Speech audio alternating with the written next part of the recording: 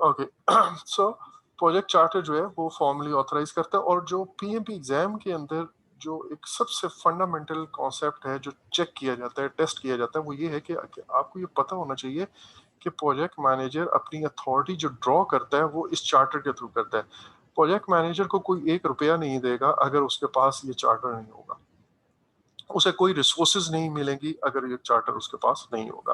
तो उसे अपनी सारी पावर्स जो ड्राइव करनी होती हैं वो इसी चार्टर के थ्रू करती हैं। खैर, अब इसके अलावा क्या है, प्रोजेक्ट के अंदर क्या कुछ होगा, वो हमें जो हाई लेवल रिक्वायरमेंट्स हैं, ऑब्जेक्टिव्स हैं, ठीक है, वो चार्ट के अंदर आती हैं। We have already we know that assumptions high level क्या है, वगैरह वगैरह।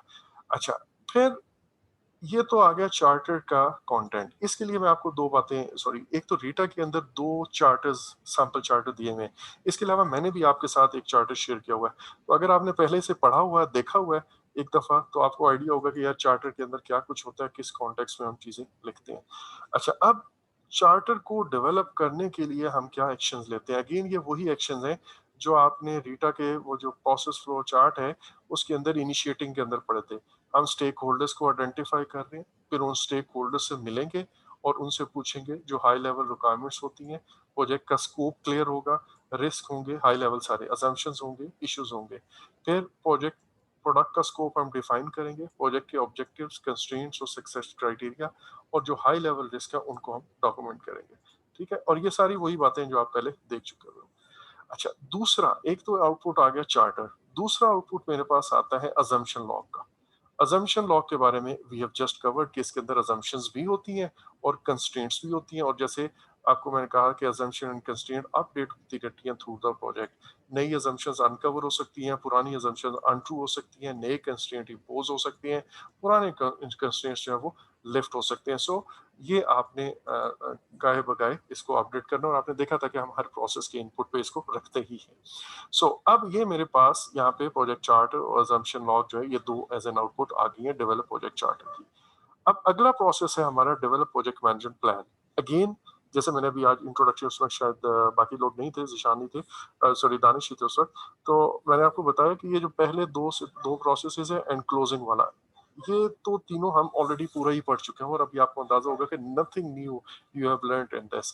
अच्छा, अब इसी तरह डेवलप प्रोजेक्ट मैनेजमेंट प्लान भी आप ऑलमोस्ट सारा ही कवर कर चुके हो। अब हम देखते हैं कि क्या है। अच्छा, प्लान बेसिकली करता क्या है, प्लान के अंदर हमारे कंपोनेंट्स क्या हैं, ये आपको बस आइडिया होना चाहिए। So let's let's talk about के प्लान के कंपोनेंट्स, प्रोजेक्ट मैनेजमेंट प्लान के कंपोनेंट्स क्या हैं। इस प्रोजेक्ट मैनेजमेंट प्लान के अंदर मैनेजमेंट प्लान्स होते हैं हर नॉलेज एरिया के, ये आपको पता है।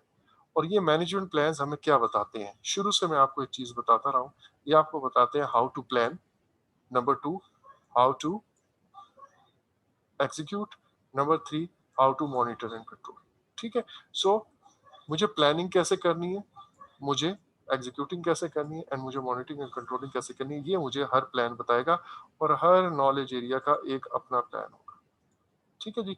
अच्छा, और ये लाजमी बनने हैं, ये आपको याद होना चाहिए कि ये प्लान का मतलब जैसे हम आम प्लान होता है ना, जो जिन्होंने प्रोजेक्ट मैनेजमेंट इस तरह फॉर्मली नहीं पढ़ी होती, उनकी नज़र में प्लान ये होता है कि आप एक गैंट चार्ट सा बना लेते हो और उसमें लिख लेते हो कि यार ये एक्टिविटी इस वक्त स्टार्ट होगी, उसके बाद हम ये एक्टिविटी करेंगे और ये एक्टिविटी करेंगे। वो इसी को प्लान कहते हैं। ये जो स्केड्यूल बनाते हैं ना आप, नेटवर्क डायग्राम या गैंट चार्ट, वो इसी को प्लान समझते हैं। लेकिन हमारे लिए प्लान जो है वो एक बहुत बड़ा मीनिंग रखता है, और आपको पता है कि हर नॉलेज एरिया का हम अपना प्लान बनाते हैं। अच्छा, एक और बात वो ये कि हमारे पास प्लान, इस जो ये सारे प्लान्स हैं मिल के ये हिस्सा बनता है ऑब्वियसली प्रोजेक्ट मैनेजमेंट प्लान का। लेकिन ये सारे एकदम से नहीं बन जाते, ये एक आइटरेटिव मेथड में, और वो आपको रीटा का अगेन प्रोसेस चार्ट जो प्लानिंग का हमने पढ़ा था कि आइटरेटिव मेथड में हम अपने प्लान्स को फाइनल करते हैं। अच्छा, अब मैनेजमेंट प्लान का फॉर्मेट क्या होगा, कैसा बनाएंगे, ज्यादा डिटेल में बताएंगे, कम डिटेल में बताएंगे, इट डिपेंड्स। मुझे उस प्रोजेक्ट के साइज या उस प्रोजेक्ट की रिक्वायरमेंट नीड्स क्या है। फॉर एग्जांपल, अगर मेरा फॉरेन फंडेड प्रोजेक्ट है ना, जनरली अगर मैं कहता हूँ वर्ल्ड बैंक जो है उनका प्रोजेक्ट मैं कर रहा हूँ, तो वर्ल्ड बैंक प्रोजेक्ट जो है ना, वो बहुत डिटेल में प्लान करके आपको बताएगा, because they want to ensure कि आप खुद से उनका पैसा को ऐसी गलतियां ना कर दें कि उनका पैसा डूब जाए। ठीक है, they are lending you money, तो दे इंश्योर कि आप फिर उसका सही यूज करें।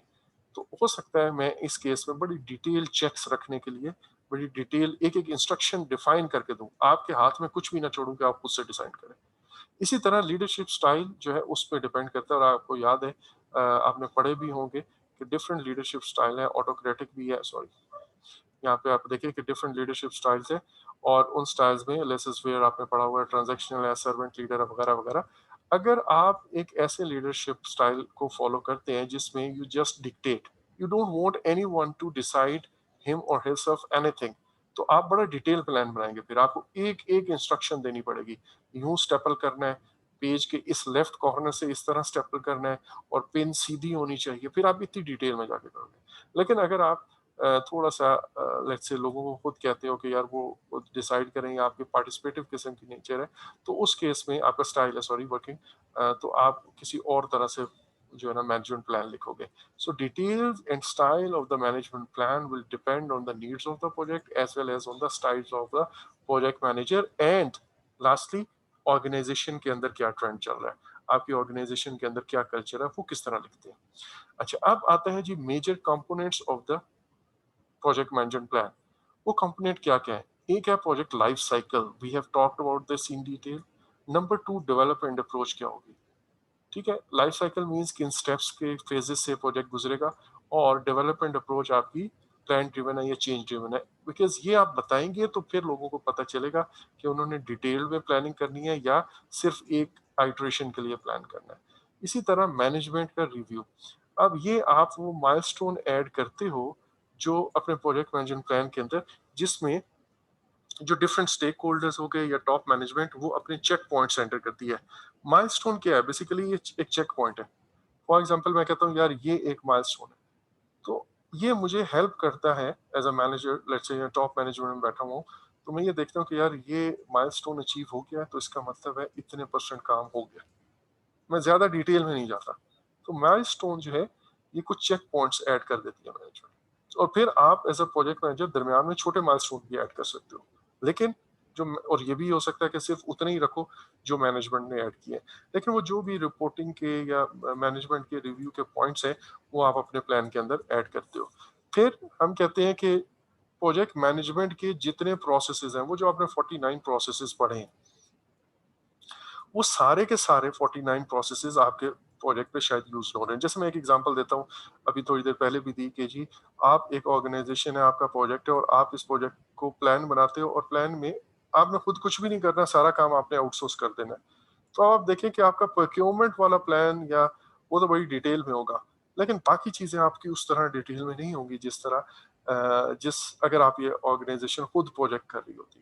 तो इसका मतलब है प्रोजेक्ट टू प्रोजेक्ट वेरी करता है कि हमने जो 49 प्रोसेसेस हैं प्रोजेक्ट मैनेजमेंट के, उनमें से कौन से प्रोसेस कितनी डेप्थ में या डिटेल में करने हैं। अच्छा, उसके बाद हर नॉलेज एरिया का अपना एक प्लान होता है, and we already know that, और इनके अलावा तीन चार और भी प्लान है, और वो कौन से हैं? तीन एक्चुअली, वो कौन कौन से हैं? एक हमने कहा हुआ चेंज मैनेजमेंट प्लान, एक हमने कहा हुआ रिक्वायरमेंट मैनेजमेंट प्लान, ठीक है, और एक हमने कहा हुआ कॉन्फ़िगरेशन मैनेजमेंट प्लान। ये तीन भी होते हैं, और इसके अलावा हमारे प्लान के अंदर, प्रोजेक्ट मैनेजमेंट प्लान के अंदर, ये तीन बेसलाइंस हैं, जिसके अंदर स्कोप बेसलाइन है, which is a combination of project scope statement, WBS and WBS dictionary. Schedule baseline है, वो जो हम गैंट चार्ट सा बनाते हैं, that is schedule baseline. And then cost baseline, cost baseline basically time phased cost budget, और वो सारा हम बनाते हैं। एक चीज आपने याद रखनी है, बल्कि अभी मैं थोड़ी देर पहले एक लेक्चर रिकॉर्ड कर रहा था आप लोगों की क्लास से पहले, मैं उसको एक यूट्यूब चैनल पे अभी अपलोड कर दूंगा, आप भी बेशक देख लीजिए, वो कंट्रोल कॉस्ट से रिलेटेड है, अगर आपने देखना हुआ तो। उसमें मैं अभी ये बता रहा था कि जब आप अर्नड वैल्यू मैनेजमेंट सिस्टम, इस बात को याद रखिएगा लाजमी, जब हम अर्नड वैल्यू मैनेजमेंट यूज कर रहे होते हैं, तो फिर कॉस्ट बेसलाइन ही बेसिकली हमारे पास परफॉर्मेंस मेजरमेंट बेसलाइन बनती है। इस कॉस्ट बेसलाइन के अंदर ही हम स्केड्यूल को भी और स्कोप को भी इंटीग्रेट कर देते हैं। वो जैसे हम कह रहे थे कि प्लान्ड वैल्यू कितने का काम है, फर्स्ट मंथ के एंड तक कितने का काम होने रहना चाहिए, और उसी के जरिए हम कॉस्ट बेसलाइन बनाते हैं, और वही परफॉर्मेंस मेजरमेंट बेसलाइन बन जाती है। लेकिन ये तब है जब हम अर्नड वैल्यू मैनेजमेंट को यूज कर रहे हैं, और हम एक्चुअल में इस एग्जाम के लिए तो यही कह रहे हैं कि हम अर्नड वैल्यू मैनेजमेंट यूज कर रहे होंगे। तो जब आप अर्नड वैल्यू मैनेजमेंट यूज करते हैं तो कॉस्ट बेसलाइन ही परफॉर्मेंस मेजरमेंट बेसलाइन बनती है, और बेसिकली ये performance measurement baseline scope, schedule and cost को तीनों को इंटीग्रेट करके इकट्ठा आपको प्रेजेंट करती है।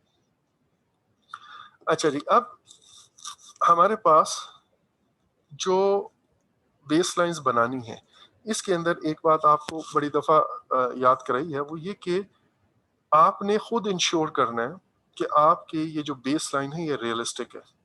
किसी को आप बाद में ब्लेम नहीं करेंगे कि भाई ये तो मुझे कहा गया था, ये तो रियलिस्टिक नहीं है।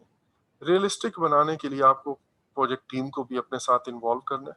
ठीक है, अगर आपने प्रोजेक्ट टीम को इन्वॉल्व नहीं किया तो फिर आपको वो शायद रियलिस्टिक वो ना हो। लेकिन ऑब्वियसली प्लानिंग टीम होती है, उस वक्त प्लानिंग टीम को इन्वॉल्व करके आप उनसे करते हो। और उसके लिए हमने क्राइटेरिया ये डिफाइन किया था कि हम उन लोगों से मिलकर प्लान बनाते हैं या बेस लाइन या एस्टिमेट लगवाते हैं जो एक्चुअली उस एक्टिविटी को परफॉर्म कर रहे हो, या दूसरा हमने कहा था कि एटलीस्ट उसके बारे में जानते जरूर हो। ठीक है, अच्छा, अब हम ये कहते हैं कि यार ये जब परफॉर्मेंस मेजरमेंट बेसलाइन मेरे पास आ जाती है तो इससे हम अपनी परफॉर्मेंस कंपेयर करते हैं, अपनी एक्चुअल परफॉर्मेंस को कंपेयर करते हैं with this performance measurement baseline. अगर तो हमारी परफॉर्मेंस इस परफॉर्मेंस मेजरमेंट बेसलाइन के साथ मैच करती है तो हम कहते हैं कि हम एज पर प्लान चल रहे हैं। लेकिन अगर हमारी प्लान और हमारी एक्चुअल के दरमियान वेरिएंस आ जाए तो हम ये कहते हैं कि यार ये वेरिएंस है, अब ये चेक करो कि ये डेविएशन या वेरिएंस जो है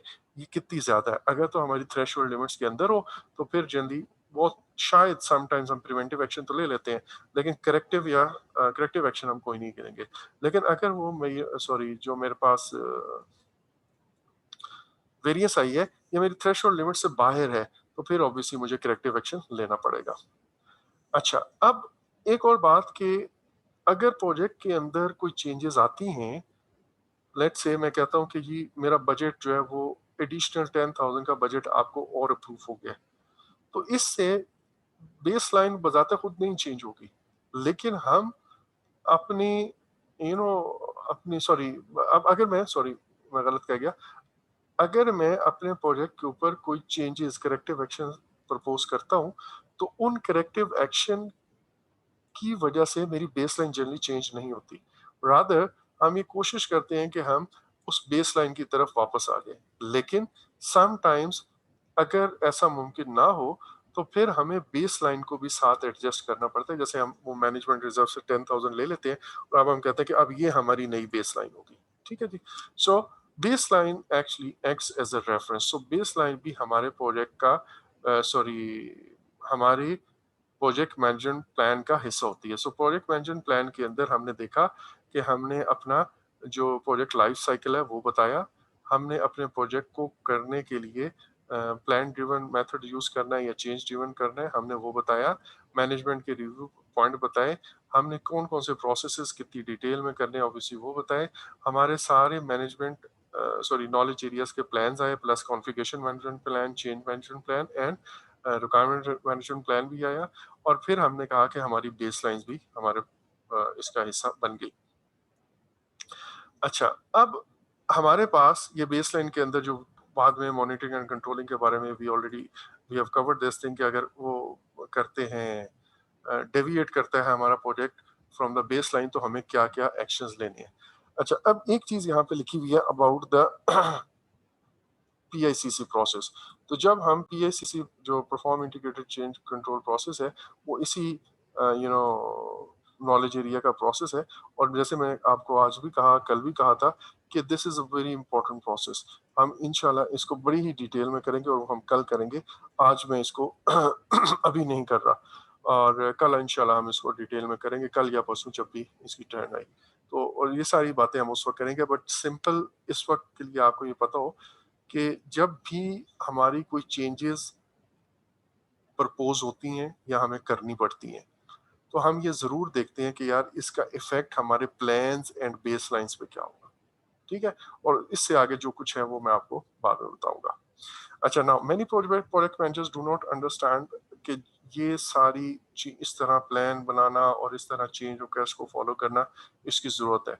आपने ये याद रखना है कि ऐसा ही होता है, हम एक standard project management method follow कर रहे हैं और वहाँ पे चीज़ें इसी तरह होती हैं। So baselines are mentioned frequently on the exam.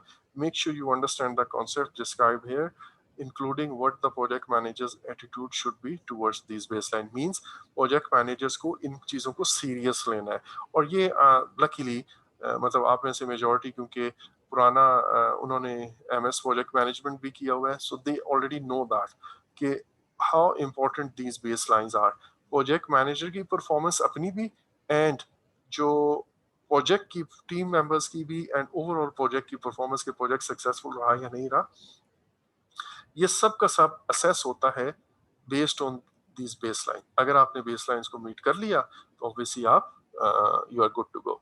अच्छा, then requirement management plan and change management plan and एक और था कॉन्फ़िगरेशन मैनेजमेंट प्लान। इन सारे के बारे में हमने ऑलरेडी बहुत दफा पढ़ा हुआ है और आई डोंट थिंक कि हमारे लिए there is anything that you need to know on these slides. अच्छा जी, एक और है,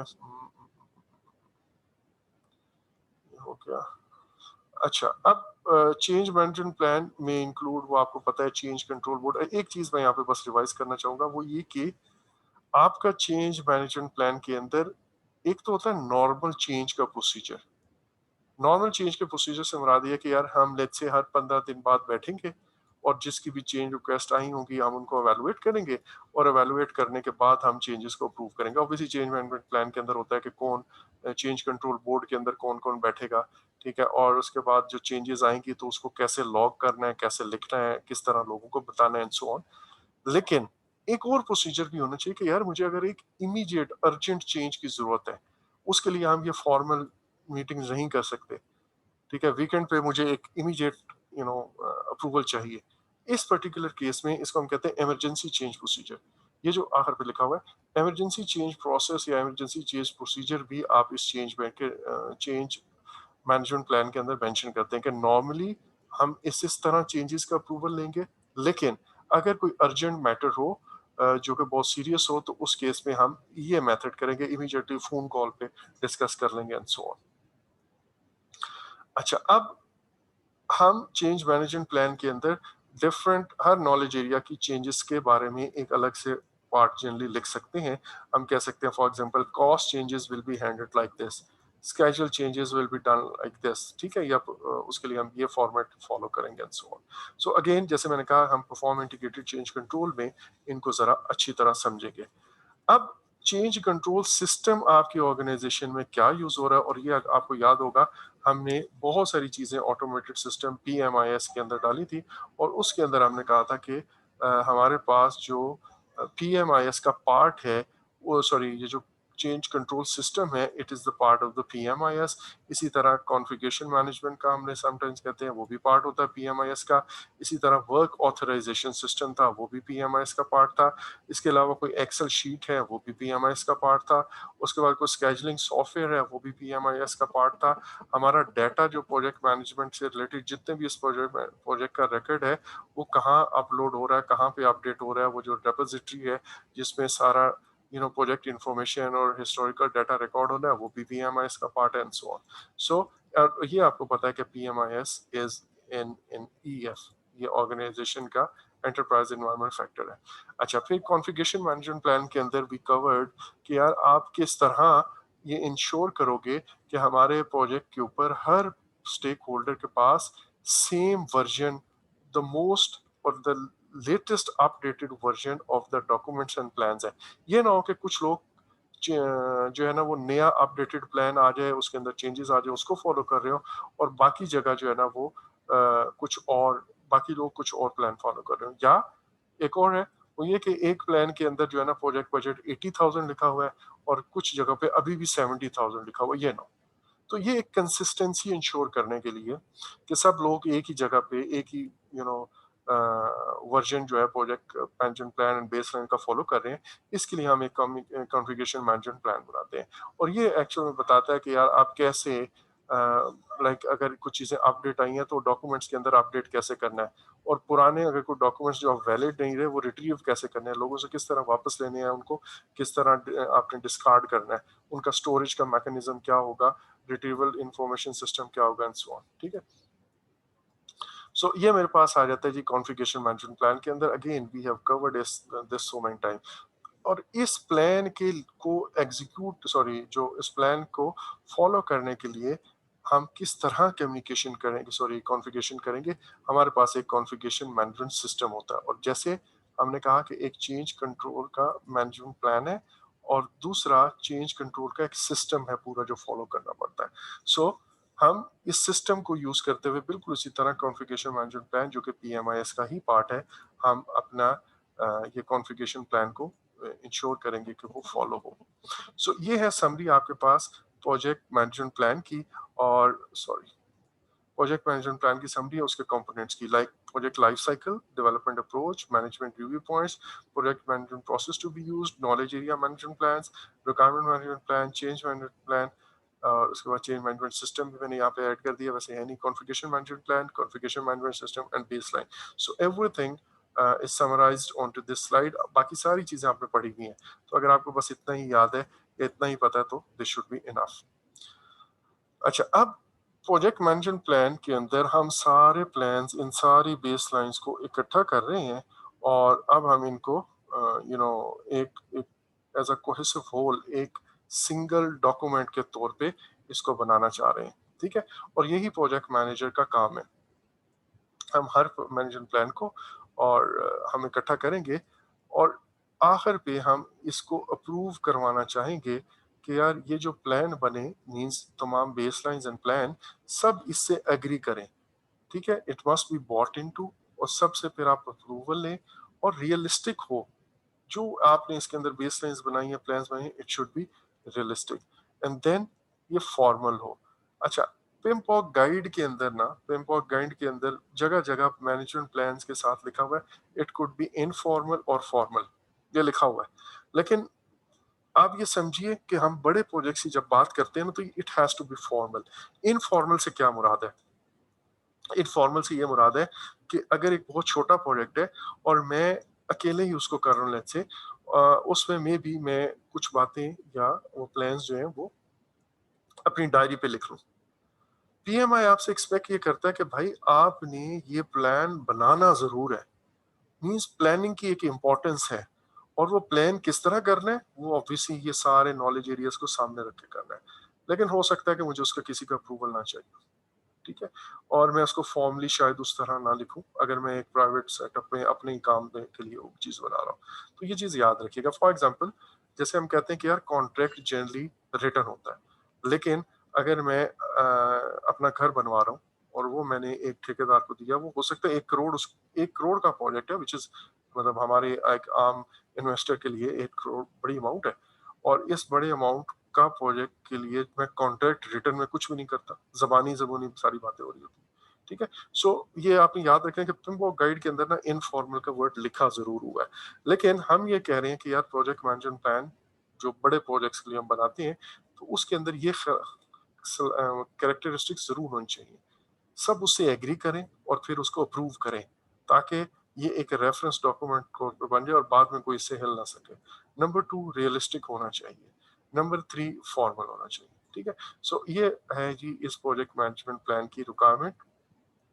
और फिर इसको हम through out the life of the project, जब हमारे पास ये कंप्लीट हो जाता है, तो हम इसी को फॉलो करेंगे अपनी डेली प्रोजेक्ट को एग्जीक्यूट करने के लिए या मैनेज करने के लिए। अच्छा, सो इसका मतलब ये है कि प्लान बना के मैंने कबर्ड के अंदर नहीं लिखना रखना। इन फैक्ट ये plan should act as a reference. ठीक है, ये वो वाला प्लान ना हो जो हम अपना डाइट का प्लान बनाते हैं, या हम अपना कि कल से पढ़ेंगे 8 घंटे रोज देंगे, 3 घंटे ये करेंगे, 2 घंटे वो करेंगे, सुबह एक्सरसाइज होगी, वो वाला प्लान नहीं होना चाहिए। ये ऐसा प्लान हो कि बने और फिर उसके बाद फॉलो हो, इस प्लान के बनाने का ये मकसद है। और फिर एक और बात कि इस प्लान को हम वक्तन फवक्तन, हो सकता है गुजरती वक्त के साथ साथ इस प्लान के अंदर कुछ चेंजेस रिक्वायर्ड हो। इस प्लान को अपडेट करना मकसूद हो, अदर देन वो जो हमने प्रोग्रेसिव एलैबोरेशन और वो वाली बातें की। इसके अलावा भी फिर भी वक्त के साथ हमें ये शायद जरूरत महसूस हो कि हमें अब प्रोजेक्ट मैनेजमेंट प्लान रिवाइज करने की जरूरत है। तो इट्स बेटर, अगर लेट्स से मैं 2 साल का प्रोजेक्ट कर रहा हूँ, तो मैं 3-4 महीने बाद एक दफा बैठ जाऊँ और देखूं कि यार ओके अब क्या सिनेरियो है, कुछ चीजें ऐसी हैं प्रोजेक्ट के ऊपर जो मुझे अपने प्लान के अंदर चेंज करने की जरूरत है, या I should continue with the same plan. अच्छा जी, अब अगर मैं आपको ये कहूँ कि ये मेरे पास अभी तक जो आपने पढ़ा, उसको अगर हम समराइज करें तो वो क्या है? सबसे पहले हमें एक बिजनेस नीड आइडेंटिफाई होती है, या लाइक जो भी प्रोजेक्ट है, हम प्रोजेक्ट क्यों कर रहे हैं, उसकी कोई रीजन होती है।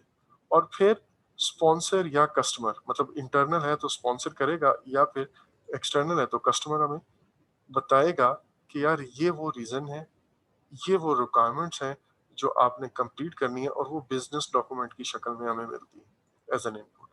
उसके बाद कंपनी का अपना कोई कल्चर एक्सिस्टेंस सिस्टम होता है जो इस प्रोजेक्ट को इफेक्ट करेगा, एंड देन प्रोसीजर पॉलिसीज वगैरह, जो ओपीएस जिसको हमने कहा था।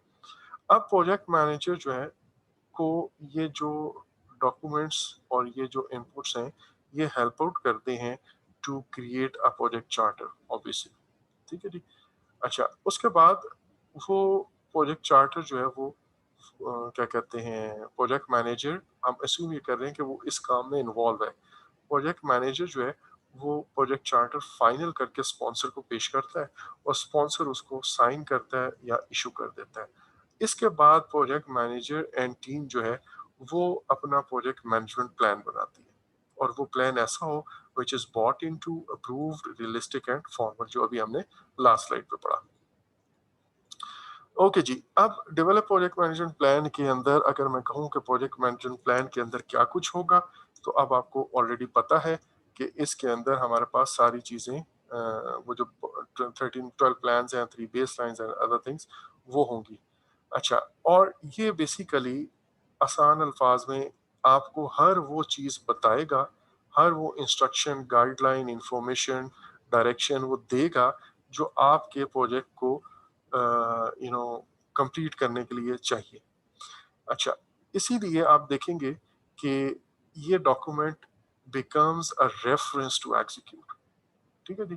अच्छा, उसके बाद ये है कि हमारे जो भी प्रोजेक्ट के ऊपर एक्टिविटीज होनी है, चाहे वो प्लानिंग की हो, चाहे एग्जीक्यूटिंग, मॉनिटरिंग, कंट्रोलिंग, क्लोजिंग हो, वो एक्टिविटीज को एक कोऑर्डिनेटेड वे में, एफिशिएंट वे में, इफेक्टिव वे में करने के लिए ये प्लान हेल्पफुल होता है। Number 2, it provide a reference, ताकि इसको हम एज अ रेफरेंस या as a measuring, sorry as a comparison tool जो है वो इस्तेमाल करें कि यार ये वो चीज़ थी जो मुझे करनी है versus what is my actual.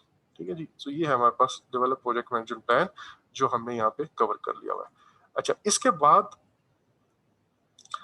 हमारे पास प्रोजेक्ट मैनेजमेंट प्लान बनाना ये क्यों इतना ज़रूरी है कि जी ये रियलिस्टिक हो और बॉट इनटू हो और सब एग्री करें? बिकॉज ये बात हम बारहा कर चुके हैं कि यार अगर आपको अनरियलिस्टिक प्लान या डेडलाइंस या डेट्स दी जाती हैं या बजट का कहा जाता है, तो आप उनको एक्सेप्ट नहीं करेंगे।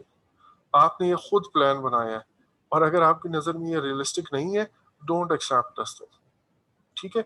It is your ethical and professional responsibility कि आप किसी ऐसी चीज को एक्सेप्ट ना करें या उस पर कंपनी का पैसा ना झोंके जिससे जो आपको खुद नजर आ रहा है कि यार ये वर्केबल नहीं है, ये रियलिस्टिक बात नहीं है। ठीक है जी। अच्छा, ये सारा हो गया हुआ है।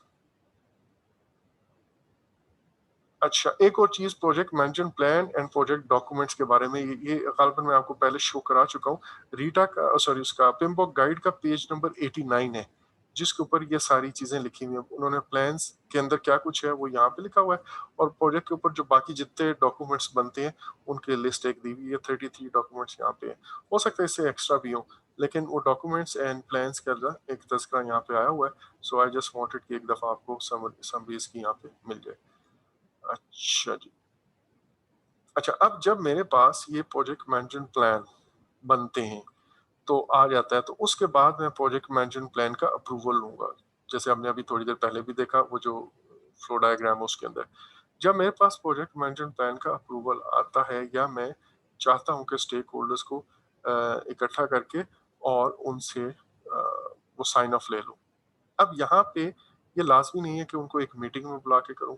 ये भी हो सकता है कि मैं उसकी एक कॉपी सर्कुलेट कर दूँ और सब लोग उसको रिव्यू करें और अपनी चेंजेस बताएँ।